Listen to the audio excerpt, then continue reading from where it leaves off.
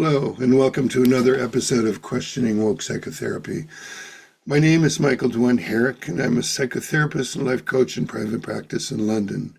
In this video, I want to talk about why we're butchering children in the name of gender ideology. Initially, my working title for this was Gender Theory and Essentialism versus Social Constructs. Then I thought, oh no, not another heady exploration of ideas. This topic must start and be grounded in real-life consequences for how we think about gender. It matters. And I want to untangle the thinking that led us to butchering children in the name of gender-affirming care, mostly with common sense. I found it useful to reflect on the thinking behind the trans movement in terms of two different views on gender. One view is that gender is a social construct. It isn't based on anything innate to human beings. It's a collective agreement we make about what it means to be a boy or a girl, a man or a woman. As a social construct, it's an arbitrary collection of norms and stereotypes that describe how males and females are and how they should be. On the other hand, essentialism asserts that we're born with innate qualities and traits that correspond with our biological sex. These essential traits have been thought to be rooted in our biology, but are also thought by some to be metaphysically given. Gender theorists and trans activists do not share uniform beliefs about which of these two views are true. When it comes to cisgender norms, these are generally seen as social constructs. They're not based on anything inherently true, biologically or metaphysically. As norms, they primarily serve an oppressive function in relation to non-binary or fluid conceptions or enactments of gender. On the other hand, when it comes to the idea of being born in the wrong body, an essentialist position is often invoked. It says that if you feel that you are more aligned with and resonant with social constructions about the gender that normally corresponds to the other sex, then you are essentially the other sex. But trans activists also take a non-essentialist position. According to leading gender theorist Judith Butler, gender is performative. That means it's not something you are, it's something you create by acting it out. Whether one's gender identity is essential or a social construct, for trans activists, there is the belief that it is tied to sexual anatomy and hormones. These must be altered for the sake of alignment and performance in the preferred sex. Now, let's unpick the word gender. Going back to at least the 15th century, the word was used as a synonym for biological sex. It meant the same thing. In the mid and latter 20th century, with figures like John Money in the 50s and the unfolding waves of the feminist movement, gender was increasingly considered separate from sex. It was seen more as a social construct. It had to do with ideas and expectations about what is masculine and what is feminine. There was great interest in overcoming these limiting beliefs, especially in terms of women's rights and gender equality. To counter any essentialist arguments against this, the idea of the blank slate was evoked. This says that whatever we are or become, it is due to cultural conditioning. There is nothing essential in our nature. The apparent differences between men and women are merely the product of cultural conditioning. In service to emancipation from oppression, from oppressive social expectations, we should be free to behave and be outside of limiting conceptions about gender. The feminist and gay rights movements made great progress in this regard. And more recently, the trans movement has joined this march for freedom and equality. The argument is that gender is a social construct not rooted in biology. It is either metaphysically essential by virtue of how a person feels, or even if it isn't, subjective feelings and their performance determine gender. This felt sense of gender trumps biology and calls for medical interventions to align the body with one's inner feelings and beliefs about what sex they are. But let's slow down and take a deeper look at essentialism and social constructs. We tend to think of them as a dichotomy, but is it really just one or the other? When it comes to social constructs, we have ways to understand how they're constructed and how to deconstruct them. But why do we even have social constructions? From a critical theory point of view, it's primarily for the sake of those in power having the ability to oppress people. This is why they need to be deconstructed. As I have said in other videos, social constructs are not arbitrary and disconnected from anything essential. They are collective agreements about addressing essential human needs. One of those needs is reproduction, and since human beings are a sexually dimorphic species, males and females play different roles in rearing offspring. The male role is focused on protecting and providing, and the female role on care and nurturance. Don't shoot the messenger. I'm not going to fall into the naturalistic fallacy and claim that because of this we can justify any manner of social construction around it.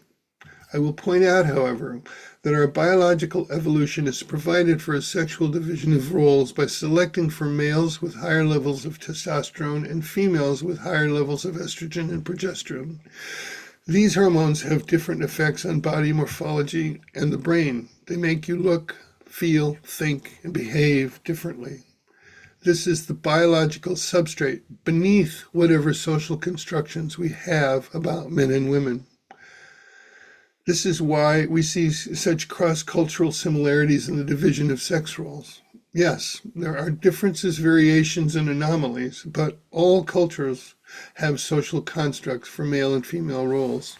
As a student of cultural anthropology, I was particularly fascinated by how male initiation rites were common to all indigenous cultures. They aimed to prepare boys to fulfill their adult role as protectors and providers, but they could be very different culture to culture. There are also initiation rites for girls, and they focus on preparing them for their adult roles as women. Again, they have the same basic aim cross-culturally, but they are done differently and emphasize different things. But here's my point. The inculcation of social constructs for sex roles is culturally universal and based on our sexual dimorphism. They are tied to what is essential in our biological nature and required of males and females when it comes to reproduction. Biology and culture work in tandem. If we were to abide by social constructs that were arbitrarily floating in the ethers, disconnected from our essential needs, we would not long survive. That's a false dichotomy. At the same time, social constructs are culturally variable and evolve over time based on what meets our essential needs in a changing environment. They themselves are not essential. They can and have changed, but they aren't changing everywhere. It's no coincidence there are no trans movements based on gender theory in cultures where a clear distinction between men and women and their roles still makes sense. Wherever poverty and tribal warfare is a strong possibility, there is a need for aggressive earners and warriors. In prosperous and progressive first world countries, there is less need or demand for men with abundant testosterone. We can provide what is needed by men who specialize in dangerous work, policing, and military service. For other men, these roles are less necessary.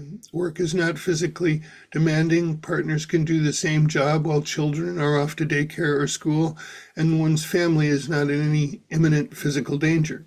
Perhaps this accounts for the drop of testosterone levels in men in the US and Europe. Perhaps this also accounts for the idea of toxic masculinity in a world where masculine traits are less needed and appreciated and seem more obnoxious. So things have changed. Given that we can meet our essential needs in new ways that don't require a strict division of sex roles, it makes sense that we should renegotiate our social constructs. In these circumstances, it makes sense that men would want to be women and women would want to be men. Why not? What's the harm? And it also makes sense that some would opt out of the whole binary conception of gender altogether, or move through their days fluidly drifting between the two, depending on how they felt or what was needed. Again, why not? What's the harm? I've argued against the false dichotomy of essentialism and social constructivism and pointed out how they are connected and interrelated. I think it has been very useful for us to be able to differentiate them and not be stuck thinking that our constructs are what is essential. This gave us flexibility to challenge them and make progress in women's and gay rights. Sex and gender were synonymous until the 50s, when they were differentiated. Well done, us. The problem is that now they are being conflated again, but this time they aren't conflated for the sake of social constructs serving essential needs. They are conflated so that our essential nature as sexually dimorphic species is being altered to serve a subjective feeling and social construct which claims to be more essential than biology. When a person transitions to the opposite of their birth sex through hormones and surgery, they typically also make changes in their voice, clothing, jewelry, mannerisms, and so forth.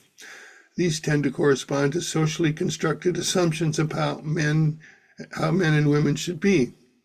Is it not ironic that a movement that likes to deconstruct such norms would take such radical measures to comply with them as long as they are the opposite set of norms? Would it not be better for most people if they just expanded their constructs for what it means and looks like to be male or female, rather than trying to cram a square peg into a round hole?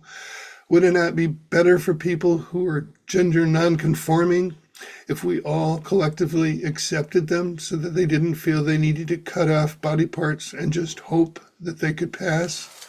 To answer my original question, the reason we are butchering children is that we have mistakenly conflated the social constructions of gender with the essential nature of sex. Rather than allow for more flexibility in our gender constructions within the parameters of sex, we are attempting to change sex to comply with a reversal of constructions to the other gender. This is an attempt to relieve the experience of gender dysphoria in those who don't feel their inner experience matches what is expected of their sex. I don't agree with Jordan Peterson's claim that those who perform surgeries to accomplish this are motivated by the dark tetrad traits of narcissism, Machiavellianism, and psychopathy.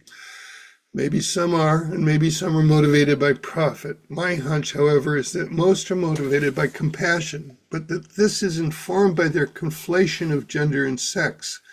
This is the starting gate for gender-affirming care.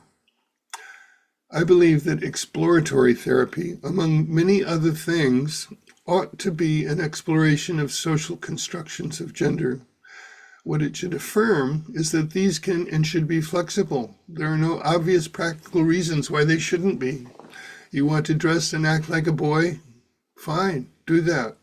If you want to buy into a binary socially constructed conception of gender and identify as the other gender, you could even do that. What you can't do is change your sex. That's essential. For children to be quickly ushered through a process of gender affirmation that is really opposite sex affirmation with puberty blockers, surgery, and opposite sex hormones is compassion twisted into a barbaric practice by faulty thinking. For adults who have the capacity for informed consent, I believe they should be free to undergo whatever medical procedures they wish. I think they should be supported, however, before they do, in thinking things through. They should be given the option to find happiness by simply acting out whatever gender construct they resonate with instead of undergoing surgery. Not all will make peace and find happiness there. Helping them to consider that option, however, is part of exploratory therapy and is not conversion therapy. I don't know if Trump's ban on gender-affirming care will put an end to the butchering of children, but I hope so. We need better ways to address gender dysphoria.